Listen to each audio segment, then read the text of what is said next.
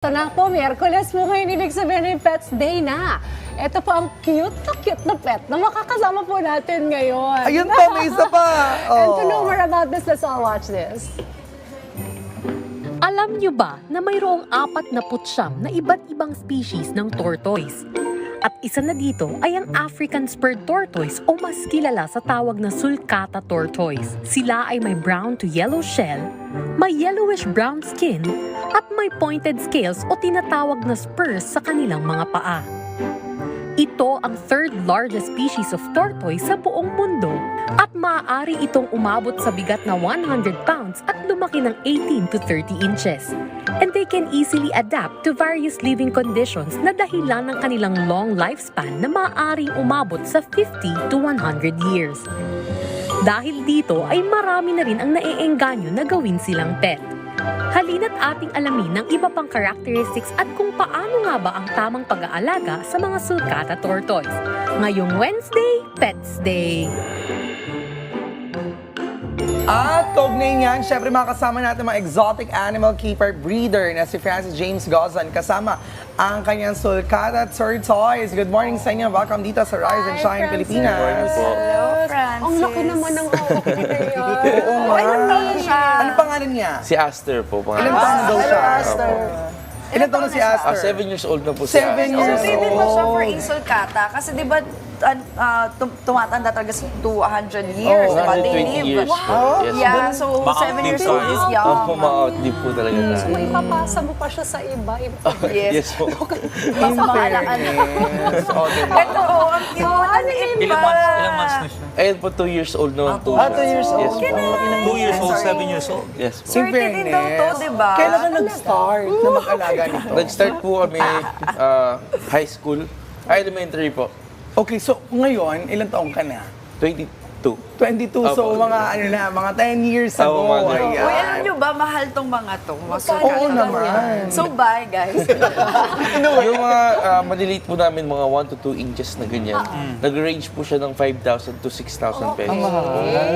Eh kung ito po Pero ibebenta, ayan. gusto kong bilhin ngayon, magkano niyo po ipepresyo?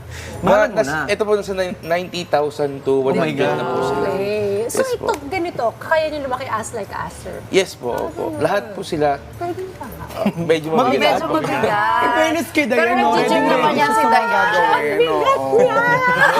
Paano maintenance sa mga gantong mga exotic Ay, yung mga animals? sulcata tortoise po, very low maintenance lang sila Okay. sa ibang tortoise. Ito po yung pang Mabigat beginner, siya. pang Baka keep ng mabagsak na. tortoise. Hindi, nag-gym ko eh. Paano pagkakain? Anong preparation nyo sa kanila? Anong usually food ang kinakain nila? Ay, food po nila, kangkong, talbos ng kamote, i-chop lang po into small pieces para makain po nila. Pag nakita niya si Ryan, kakainin kaya. Pero in fairness, Francis, ha? Kasi Ryan, may resemblance kayo eh. Especially sa head part. Grabe, ay grabe siya. Ninja Turtles ba yan? Carapace po. Ilang kilo to, sir? Carapace. I mean, itong yung outer part. Yes po. Carapace. Carapace Talagang po. malinis siya. No? Talagang mini-maintain nyo siya everyday. Yes ba po. to? Nag-gym ka, di ba? Kaya mo yan. Nilagyan po namin sila ng Lotion? olive oil Ah, or olive coconut Olive oil. oil.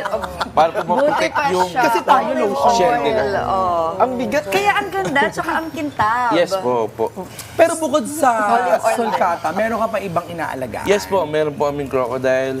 Sa bahay ninyo? Uy, pwede mo dalhin Extension mo, ah. Yung crocodile naman isa. Yung crocodile kaya yung dalhin dito. Yes po. Although marami sa Pilipinas noon, pero Mga nasa magdala kalsada. sa Palawan sa Pilipinas eh. oo. Sa Palawan. Sa Palawan. Sa Palawan. Sa Palawan. Sa Bataraza, Palawan, marami okay. doon. Oh, bakit yun ang pinangalan mo sa kanya? Ano po, kasi malaki po siya eh. Tapos maangas po pakinggan yung pangalan. Oh, Aster. Ano ba usually mga ugali nila in terms of, or characteristics nila kapag attitude may ba? pag-bond ka sa kanya? Very friendly naman po itong mga sulcata tortoise. Hindi sila Hindi naman po nangangagat? sila nangangagat.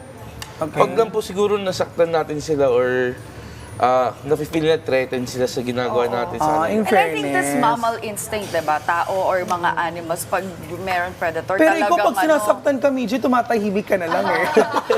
Gano'ng kabigat? Iba yung characteristic niya. Actually po, hindi ko po alam yung weight niya kasi Pero mabigat. Mabigat. Parang estimate mga mo? nasa 15. 15 15 mo. kilos. Sabi ng muscle mo. Oh, sabi ng muscle ko. Pero sabi mo, madali lang i-maintain. Yes po. Ano yung pinapakain dito? Yun nga po yung talbos ng kamote and meron din po kami binibigay na pellet sa kanila. For protein and vitamins po So, nila. saan siya nag-stay sa bahay? Sa bahay po. I mean, saan? Loob Sa, Sa ano po, balcony. labas po. Balcony. Labas. Yung mga ganito pong kaliliit, mas maliit sa kanya, sa loob po ng bahay. Meron po kaming enclosure na Parang nakaset up para aquarium, sa di ba? Parang Yes may po. pond. Hindi po pan. Aquarium po. Ang mga sulcata tortoise po mas gusto po nila mas mainit. Pang Kasi- rin talaga sila pang Hindi land. kailangan. Pan-tropical.